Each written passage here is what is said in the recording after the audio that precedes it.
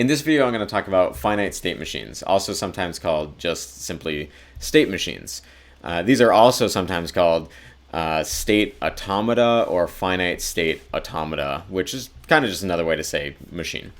Now, a state machine or a finite state machine, these are mathematical models of computation. So it's sort of like it's a mathematical model that sort of demonstrates a function or how something is going to compute something.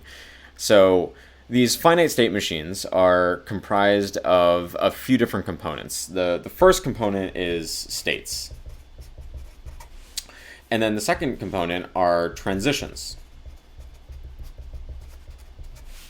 Now, these states and transitions are commonly drawn in a state machine diagram, and it might look something like this, where you have, state A, and then state B sort of represented just as circles or some sort of shape like this, and then transitions going between them represented as arrows.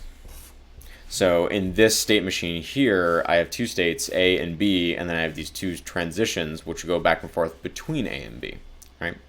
Now the third thing is state machines also take some sort of input. Now these are also sometimes called events in the systems that we typically build in game development. And the input and events are essentially what trigger the various transitions. So here I'm currently in A, and I might be transitioning to B, and I do so based on some sort of input and event. Right.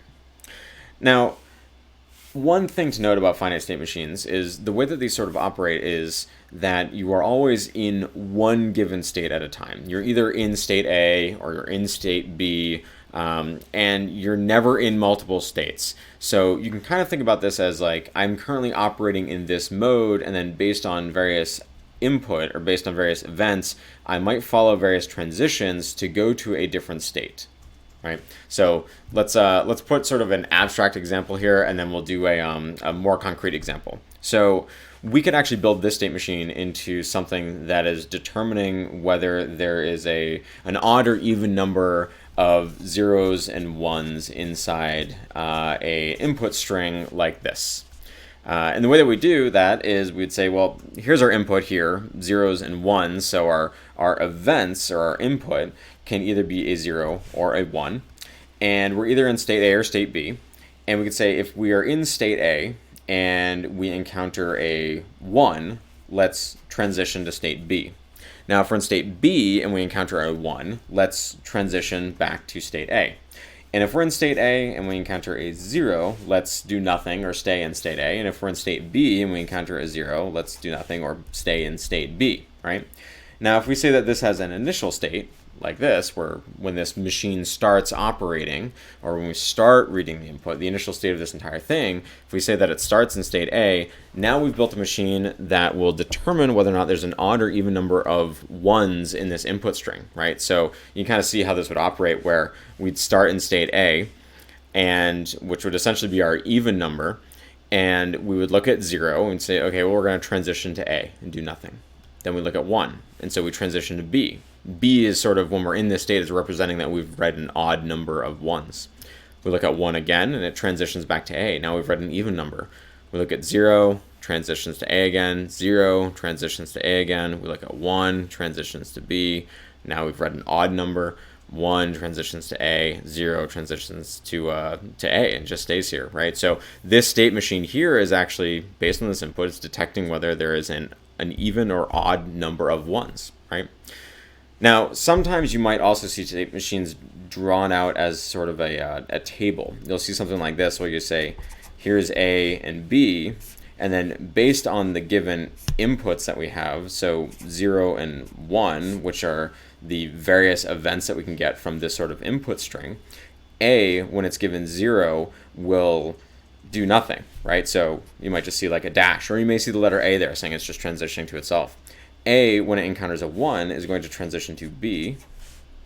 B, when it encounters a 0, is going to do nothing. There's going to just be a dash here. And then B, when it encounters a 1, is going to transition back to A, right? So these are two different ways to sort of draw or visualize the same state machine here. This is sort of this visual version, and then there's this table version here, right?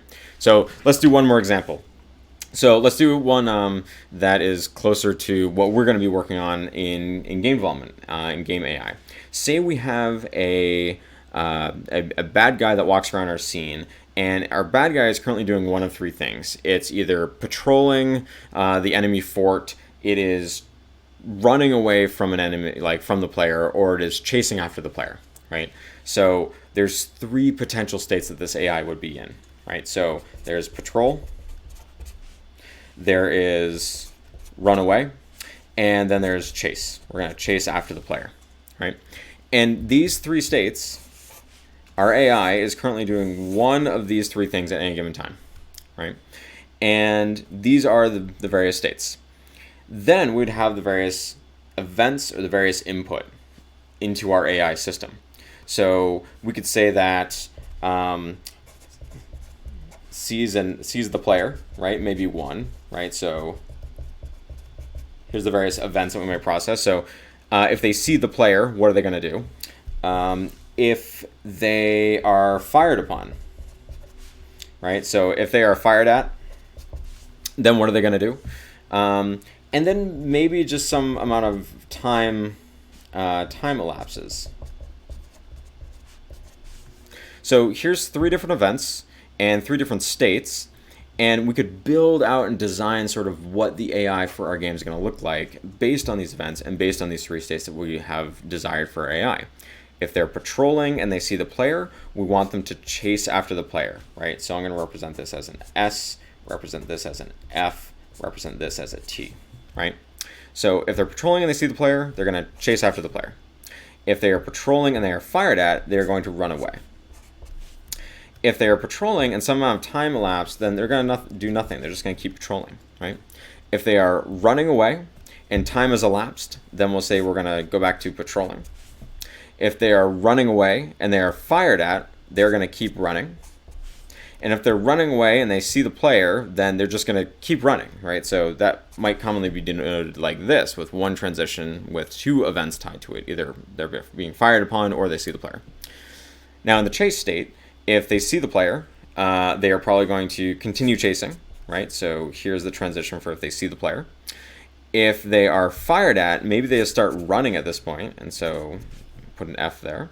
And then if the time has elapsed after they've been chasing a long time, maybe they just go back to patrolling, right? Maybe they haven't caught up with the player. This diagram here represents a nice clean version of what the AI inside of our game would do.